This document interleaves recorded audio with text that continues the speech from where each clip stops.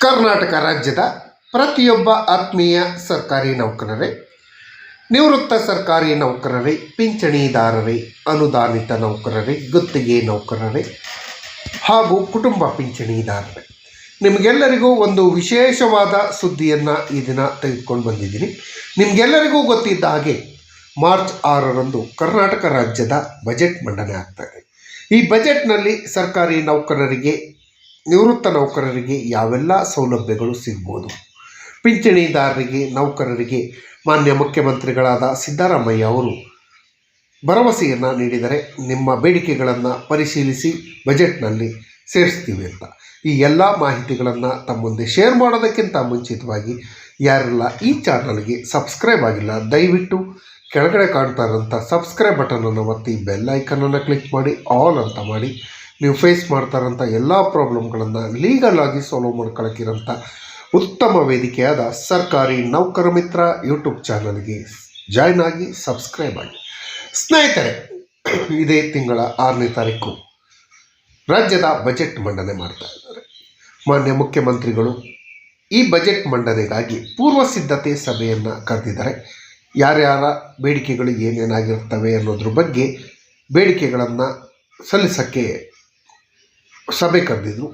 ಈ ಸಭೆಯಲ್ಲಿ ಕೆಲವೊಂದು ವಿಚಾರಗಳು ಚರ್ಚೆ ಆಯಿತು. ಅದರ ಜೊತೆಯಲ್ಲಿ ನಮ್ಮ ರಾಜ್ಯದ ಕರ್ನಾಟಕ ರಾಜ್ಯ ಸರ್ಕಾರಿ ನೌಕರ ಸಂಘದ ಅಧ್ಯಕ್ಷರಾದ ಷಡಕ್ಷರಿ ಅವರು ಸರ್ಕಾರಿ ನೌಕರರ ಬೇಡಿಕೆಗಳು ಏನೇನಿದ್ದಾವೆ ಅನ್ನೋದ್ರ ಬಗ್ಗೆ ಕೂಡ ಚರ್ಚೆ ಮಾಡೋಕ್ಕಾಗಿ ಮಾನ್ಯ ಮುಖ್ಯಮಂತ್ರಿಗಳಾದ ಸಿದ್ದರಾಮಯ್ಯ ಅವರನ್ನು ಭೇಟಿ ಮಾಡಿದರು.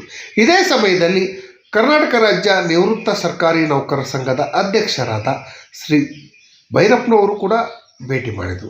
ಭೇಟಿ ಮಾಡಿ ಮಾನ್ಯ ಮುಖ್ಯಮಂತ್ರಿಗಳಿಗೆ ಯಾವ ಯಾವ ಬೇಡಿಕೆಗಳನ್ನು ಸಲ್ಲಿಸಿದರೆ, ಮುಖ್ಯಮಂತ್ರಿಗಳು ಏನು ಹೇಳಿದರು ಅನ್ನೋದ್ರ ಬಗ್ಗೆ ಇಲ್ಲಿದೆ ವಿವರವಾದ ಮಾಹಿತಿ. ಅಧ್ಯಕ್ಷರಾದ ಶ್ರೀ CS ಷಡಕ್ಷರಿ ಅವರು ಹಾಗೂ ನಿವೃತ್ತ ಸರ್ಕಾರಿ ನೌಕರರ ಸಂಘದ ಅಧ್ಯಕ್ಷರಾದ ಭೈರಪ್ಪನವರು ಬಜೆಟ್ ಪೂರ್ವಭಾವಿಯಾಗಿ ಮಾನ್ಯ ಶ್ರೀ ಮುಖ್ಯಮಂತ್ರಿಗಳಾದ ಸಿದ್ದರಾಮಯ್ಯ ಅವರನ್ನು ಭೇಟಿ ಮಾಡಿ ಈ ವರ್ಷದ ಬಜೆಟ್ನಲ್ಲಿ ಸರ್ಕಾರಿ ನೌಕರರು, ನಿವೃತ್ತ ಸರ್ಕಾರಿ ನೌಕರರು, ಪಿಂಚಣಿದಾರರ ಬೇಡಿಕೆಗಳನ್ನು ಈಡೇರಿಸಲು ಮನವಿಯನ್ನು ಸಲ್ಲಿಕೆ ಮಾಡಿದ್ದಾರೆ. ಈ ಮನವಿಯಲ್ಲಿ ಯಾವ್ಯಾವ ಅಂಶಗಳನ್ನು ಸೇರಿಸಿದರೆ, ಯಾವ್ಯಾವ ಅಂಶಗಳು ಇಲ್ಲ ಅನ್ನೋದ್ರ ಬಗ್ಗೆ, ಯಾವ ಅಂಶಗಳನ್ನು ಸೇರಿಸಬೇಕಿತ್ತು ಅನ್ನೋದ್ರ ಬಗ್ಗೆ ನೋಡೋದಾದರೆ,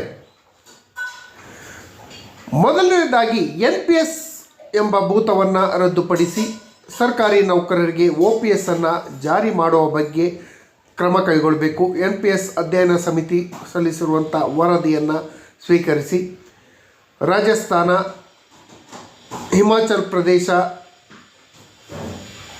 ತೆಲಂಗಾಣ ಸೇರಿದಂತೆ ಹಲವಾರು ರಾಜ್ಯಗಳು ಈಗಾಗಲೇ NPS ಅನ್ನು ರದ್ದುಪಡಿಸಿ OPS ಅನ್ನು ಜಾರಿ ಮಾಡಿದೆ. ಹಾಗಾಗಿ ಕರ್ನಾಟಕದಲ್ಲೂ ಕೂಡ NPS ಅನ್ನು ರದ್ದುಪಡಿಸಿ OPS ಅನ್ನು ಜಾರಿ ಮಾಡಬೇಕು ಅಂತ ಹೇಳಿ ಮನವಿಯನ್ನು ಮಾಡ್ಕೊಂಡಿದ್ದಾರೆ. ಈ ಮನವಿಗೆ ಮಾನ್ಯ ಮುಖ್ಯಮಂತ್ರಿಗಳು ಸಕಾರಾತ್ಮಕವಾಗಿ ಸ್ಪಂದಿಸಿದ್ದು ಬಜೆಟ್ನಲ್ಲಿ ಅಂತಿಮ ತೀರ್ಮಾನ ಕೈಗೊಳ್ಳುವಂಥ ಸಾಧ್ಯತೆ ಇದೆ. ಹಾಗಾಗಿ ಸರ್ಕಾರಿ ನೌಕರರು ನಿವೃತ್ತಿಯಾದ ನಂತರ ಉತ್ತಮ ಪಿಂಚಣಿ ಪಡ್ಕೊಳ್ಳೋಕ್ಕೆ ಒಂದು ಉತ್ತಮ ಅವಕಾಶ ಆಗತ್ತೆ ಅಂತಲೇ ಹೇಳ್ಬೋದು. ಅದ್ರ ಜೊತೆಯಲ್ಲಿ ಮಿಲಿಟ್ರಿ ಕ್ಯಾಂಟೀನ್ ಮಾದರಿಯಲ್ಲಿ ಸರ್ಕಾರಿ ನೌಕರರು, ನಿವೃತ್ತ ಸರ್ಕಾರಿ ನೌಕರರು ಹಾಗೂ ಇತರೆ ಸಂಸ್ಥೆಗಳ ನೌಕರರು ಹಾಗೂ ಕುಟುಂಬ ವರ್ಗದವರಿಗೆ MSIL ಸಂಸ್ಥೆ ಮೂಲಕ ಪ್ರತಿ ಜಿಲ್ಲೆಯಲ್ಲೂ ಕೂಡ ನೌಕರರ ಕ್ಯಾಂಟೀನನ್ನು ಆರಂಭಿಸಬೇಕು. ಈ ಕ್ಯಾಂಟೀನ್ನಿಂದಾಗಿ ನೌಕರರಿಗೆ ಬೇಕಾದಂತಹ ದಿನನಿತ್ಯದ ವಸ್ತುಗಳನ್ನು ರಿಯಾಯಿತಿ ದರದಲ್ಲಿ GST ಇಲ್ಲದೆ ಪಡ್ಕೊಳ್ಳೋಕ್ಕೆ ಅವಕಾಶಗಳ ಮಾಡಿಕೊಡುತ್ತೆ. ಹಾಗಾಗಿ ತಕ್ಷಣ ಎಲ್ಲ ಜಿಲ್ಲಾ ಕೇಂದ್ರಗಳಲ್ಲಿ ಪೊಲೀಸ್ ಕ್ಯಾಂಟೀನ್ ಯಾವ ರೀತಿ ಇದೆ ಅದೇ ರೀತಿ ಸರ್ಕಾರಿ ನೌಕರರ ಕ್ಯಾಂಟೀನನ್ನು ಪ್ರಾರಂಭ ಮಾಡೋ ಬಗ್ಗೆ ಕೂಡ ಚರ್ಚೆ ಮಾಡಲಾಯಿತು. ಇದಕ್ಕೂ ಕೂಡ ಮಾನ್ಯ ಮುಖ್ಯಮಂತ್ರಿಗಳು ಸಕಾರಾತ್ಮಕವಾಗಿ ಸ್ಪಂದಿಸಿದ್ದಾರೆ ಅಂತ ತಿಳಿದು ಬಂದಿದೆ. ಈ ಬಗ್ಗೆ ಸರ್ಕಾರಿ ನೌಕರರ ಸಂಘದ ಅಧ್ಯಕ್ಷರು ಮಾನ್ಯ ಮುಖ್ಯಮಂತ್ರಿಗಳು ಹಾಗೂ ಅಧಿಕಾರಿಗಳೊಂದಿಗೆ ಚರ್ಚಿಸಿ ಕ್ರಮ ವಹಿಸುವ ಭರವಸೆಯನ್ನು ಕೊಟ್ಟಿದ್ದಾರೆ. ಮಾನ್ಯ ಮುಖ್ಯಮಂತ್ರಿಗಳು ಈ ಬಗ್ಗೆ ಒಂದು ತೀರ್ಮಾನಕ್ಕೆ ಕೈಗೊಳ್ಳುವಂಥ ಸಾಧ್ಯತೆಗಳು ಇದೆ. ಅದರ ಜೊತೆಯಲ್ಲಿ ಮೂರನೇದಾಗಿ ಸರ್ಕಾರಿ ನೌಕರರು ಕರ್ತವ್ಯದ ಅವಧಿಯಲ್ಲಿ ಸಾರ್ವಜನಿಕರಿಂದ ಹಲ್ಲೆ, ದೌರ್ಜನ್ಯ, ಅವ್ಯಾಚ್ಯ ಶಬ್ದಗಳಿಂದ ನಿಂದನೆ ಹಾಗೂ ಕಿರುಕುಳ ನೀಡುವಂಥ ವ್ಯಕ್ತಿಗಳ ವಿರುದ್ಧ ಕಾನೂನು ಕ್ರಮಕ್ಕೆ ಜರುಗಿಸಲು ಪ್ರತ್ಯೇಕವಾದ ಕಾನೂನನ್ನು ರಚನೆ ಮಾಡಬೇಕು. ಇದು ಇಂಪಾರ್ಟೆಂಟ್ ಆಗಿದೆ. ಈ ಸಂಬಂಧ ಮಾನ್ಯ ಮುಖ್ಯಮಂತ್ರಿಗಳು ಅಧಿಕಾರಿಗಳೊಂದಿಗೆ ಚರ್ಚಿಸಿ ಶೀಘ್ರದಲ್ಲಿಯೇ ಕ್ಯಾಬಿನೆಟ್ ಮುಂದೆ ಈ ಫೈಲನ್ನು ತನ್ನಿ ಅಂತ ಸೂಚನೆಯನ್ನು ನೀಡಿದರೆ ಇದು ಒಂದು ಉತ್ತಮ ಬೆಳವಣಿಗೆ ಆಗಬೇಕು. ಅದರ ಜೊತೆಯಲ್ಲಿ ಇನ್ನೂ ಹಲವಾರು ಬೇಡಿಕೆಗಳನ್ನು ಸರ್ಕಾರಿ ನೌಕರ ಸಂಘ ಮುಖ್ಯಮಂತ್ರಿಗಳ ಎದುರುಗಳಲ್ಲಿ ಮಂಡಿಸಿದೆ. ಈ ಸಮಯದಲ್ಲಿ ಸರ್ಕಾರಿ ನಿವೃತ್ತ ನೌಕರ ಸಂಘದ ಅಧ್ಯಕ್ಷರಾದ ಶ್ರೀ ಎಲ್ ಭೈರಪ್ಪನವರು, ರಾಜ್ಯ ಸರ್ಕಾರಿ ನೌಕರ ಸಂಘದ ಗೌರವಾಧ್ಯಕ್ಷರಾದ ಎಸ್ ಬಸವರಾಜರವರು ಹಾಗೂ ಉಪಾಧ್ಯಕ್ಷರಾದ ಶ್ರೀ ಸೋಮಶೇಖರ್ ಅವರು, ಸದಾನಂದರವರು, ಶ್ರೀ ಹರೀಶ್ ರವರು ಹಾಗೂ ರಾಘವೇಂದ್ರರವರು ಉಪಸ್ಥಿತಿ ಇದ್ದರು. ಇದಕ್ಕೆ ಸಂಬಂಧಪಟ್ಟ ಹಾಗೆ ಫೋಟೋಗಳನ್ನು ತಾವು ಇಲ್ಲಿ ನೋಡ್ಬೋದು. ಸ್ನೇಹಿತರೆ, ನಾನು ಸರ್ಕಾರಿ ನೌಕರ ಸಂಘ ಹಾಗೂ ನಿವೃತ್ತ ಸರ್ಕಾರಿ ನೌಕರ ಸಂಘ ಈಗ ಮಾನ್ಯ ಮುಖ್ಯಮಂತ್ರಿಗಳನ್ನು ಭೇಟಿ ಮಾಡಿ ತಮ್ಮ ಬೇಡಿಕೆಗಳನ್ನು ಸಲ್ಲಿಸಿರೋದು ಉತ್ತಮ. ಆದರೆ ನಿಜವಾದ ಬೇಡಿಕೆಗಳನ್ನು ಯಾಕೆ ಸರ್ಕಾರಿ ನೌಕರ ಸಂಘ ಹಾಗೂ ನಿವೃತ್ತ ಸರ್ಕಾರಿ ನೌಕರ ಸಂಘ ಸಲ್ಲಿಸಿಲ್ಲ ಅನ್ನೋದೇ ನನಗೆ ಆಶ್ಚರ್ಯ ಆಗುತ್ತೆ. NPS ಒಂದು ಉತ್ತಮ ಬೆಳವಣಿಗೆ, ಓಕೆ. ಕ್ಯಾಂಟೀನ್ ಓಪನ್ ಮಾಡೋದು ಓಕೆ.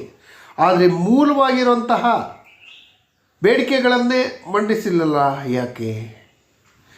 ಇಂಪಾರ್ಟೆಂಟಾಗಿ 7th ಪೇ ಕಮಿಷನ್ನಲ್ಲಿ ಇನ್ನೂ 30 ಶಿಫಾರಸುಗಳು ಜಾರಿಯಾಗಲು ಬಾಕಿ ಇದೆ. ಅದ್ರ ಬಗ್ಗೆ ಎಲ್ಲೂ ಕೂಡ ಹೇಳಿಲ್ಲ.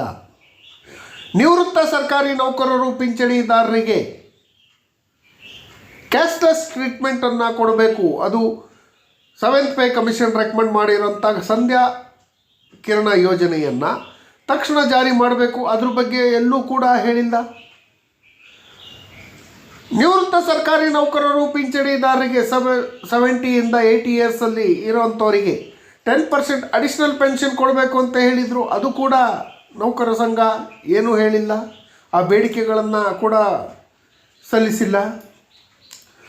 1/7/2022ರಿಂದ 31/7/2024 ನಡುವೆ ರಿಟೈರ್ಡ್ ಆದಂಥ ನಿವೃತ್ತ ನೌಕರರು ಪಿಂಚಣಿದಾರರಿಗೆ EL ಎನ್ಕೇಸ್ಮೆಂಟ್ ಕಮಿಟೇಷನ್ ಸೇರಿದಂತೆ DCRG ಸೇರಿದಂತೆ ಎಲ್ಲ ಸೌಲಭ್ಯಗಳನ್ನು 6ನೇ ವೇತನ ಆಯೋಗದ ಪ್ರಕಾರ ಕೊಡ್ತಾ ಇದ್ದಾರೆ. ಅದನ್ನು 7ನೇ ವೇತನ ಆಯೋಗದ ಪ್ರಕಾರ ಕೊಡಬೇಕು ಅಂತ ಹೇಳಿ ಬೇಡಿಕೆಗಳಿದೆ.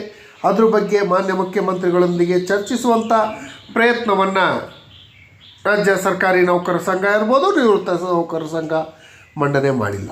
ಯಾಕೆ? ಮೂಲವಾಗಿರುವಂಥ ಇಂಪಾರ್ಟೆಂಟ್ ಇರೋಂಥ ಬೇಡಿಕೆಗಳನ್ನೇ ಸಲ್ಲಿಸದೆ ಯಾವುದೋ ಒಂದೆರಡು ಬೇಡಿಕೆಗಳನ್ನು ಸಲ್ಲಿಸೋದು ಎಷ್ಟರ ಮಟ್ಟಿಗೆ ಸರಿ ಅನ್ನೋದು ನನ್ನ ಪ್ರಶ್ನೆ.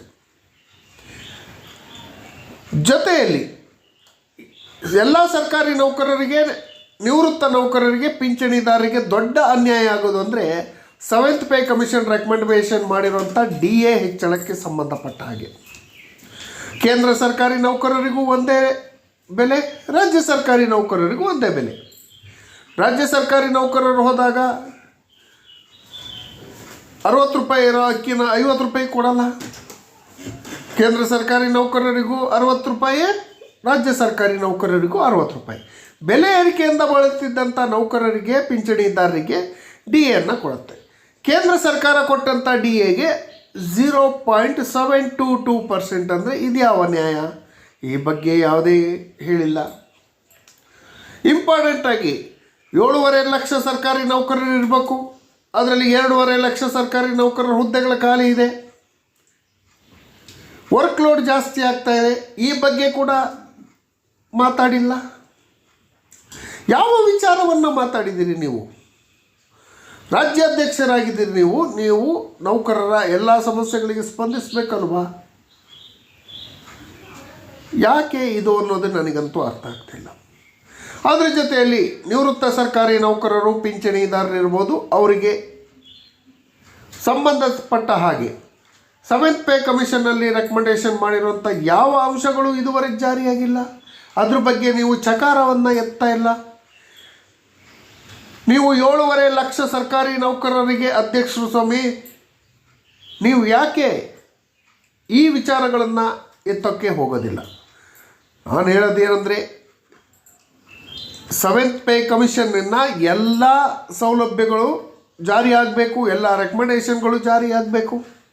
ಕೇಂದ್ರ ಸರ್ಕಾರಕ್ಕೂ ನಮಗೂ ಸುಮಾರು 68% ಸ್ಯಾಲರಿ ಡಿಫ್ರೆನ್ಸ್ ಇದೆ, ಈಗ 40 ಆಗಿದೆ.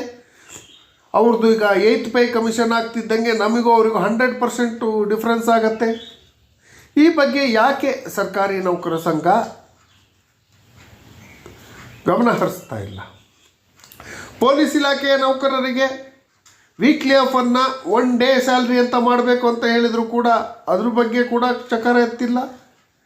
ಎಲ್ಲ ನೌಕರರಿಗೆ ವಿಶೇಷ ಭತ್ಯೆಗಳನ್ನು, ಅಲಯನ್ಸ್ಗಳನ್ನು ಜಾಸ್ತಿ ಮಾಡಿ 7ನೇ ವೇತನ ಆಯೋಗ ರೆಕಮೆಂಡೇಷನ್ ಮಾಡಿತ್ತು, ಅದು ಕೂಡ ಇದುವರೆಗೆ ಜಾರಿಯಾಗಿಲ್ಲ.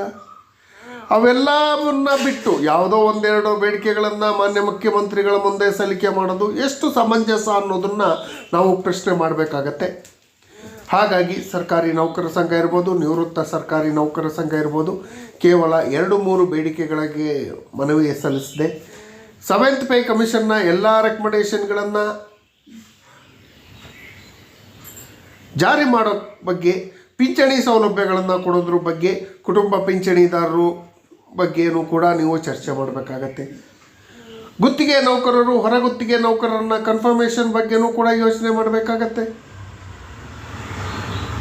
ದಯವಿಟ್ಟು ಸರ್ಕಾರಿ ನೌಕರ ಸಂಘ, ನಿವೃತ್ತ ಸರ್ಕಾರಿ ನೌಕರ ಸಂಘದಲ್ಲಿ ನಾನು ಮನವಿ ಮಾಡ್ಕೊಳ್ಳೋದೇನು ಅಂದರೆ, ಈ ಎಲ್ಲ ಬೇಡಿಕೆಗಳನ್ನು ಸೇರಿಸಿ ಮತ್ತೊಮ್ಮೆ ಮಾನ್ಯ ಮುಖ್ಯಮಂತ್ರಿಗಳನ್ನು ಭೇಟಿ ಮಾಡಿ ಮಾನ್ಯ ಮುಖ್ಯಮಂತ್ರಿಗಳಿಂದ ಭರವಸೆಯನ್ನು ತೆಗೆದುಕೊಂಡು ಬನ್ನಿ ಅಂತ ಹೇಳ್ತಾ, ಈ ಮಾಹಿತಿ ತಮಗೆಲ್ಲರಿಗೂ ಇಷ್ಟ ಆಗಿದ್ದರೆ ದಯವಿಟ್ಟು ಕೆಳಗಡೆ ಕಾಣ್ತಾ ಇರೋಂಥ ಸಬ್ಸ್ಕ್ರೈಬ್ ಬಟನನ್ನು ಒತ್ತಿ, ಬೆಲ್ ಐಕನನ್ನು ಕ್ಲಿಕ್ ಮಾಡಿ ಆಲ್ ಅಂತ ಮಾಡಿ.